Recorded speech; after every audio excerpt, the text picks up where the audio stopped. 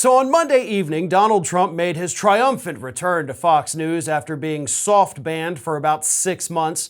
And Trump sat down with Sean Hannity, and Hannity did his best to help protect Trump. Set him up with these softball questions like, just admit you would never break the law, and then we'll go from there.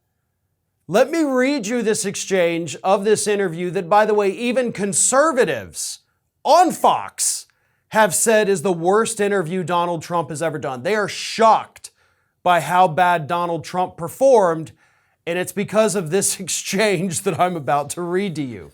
Sean Hannity asked Trump, "I've known you for years. I can't imagine you ever saying, 'Bring me some of the boxes that we brought back from the White House. I'd like to look at them.' Did you ever do that?" "I would have the right to do that," Trump said. "There's nothing wrong with it." So Hannity gets a little nervous. He's like, "But I know you. I don't think you would do it." And then Trump responded, "I don't have a lot of time, but I would have the right to do that. I would do that." And then Hannity was like, "All right, let me move on." And Trump didn't want him to move on. So Trump kept doubling down on, "Yeah, I'd break the law." Trump says, "This is the Presidential Records Act. I have the right to take stuff. I have the right to take stuff and look at stuff. I have the right to look at stuff." Have your lawyers literally not explained to you what the Presidential Records Act is? The Presidential Records Act doesn't say that all records belong to the president. It says that any record pertaining to the president must be preserved. That's what it is. It's not that, oh, well, the president just gets to have it because it's the Presidential Records Act. And here you are on live TV admitting, even when Hannity's trying to get you to say, "No, I wouldn't break the law," you're like, "Oh yeah, I'd break the law. Hell yeah, I'd do it again. You got a box of documents here? I'll look through them right now. I'll do it on live TV. You just watch me." Not a good legal defense. I understand why conservatives are so upset with this interview. And poor little Sean Hannity right there, right? I mean, you're just lobbing these softballs, like, just say you're not a criminal. And Trump can't even do that. He's like, "No, I'm totally a criminal. I will definitely do that. I don't understand the law. I think the Presidential Records Act means that I get to look at all of the records."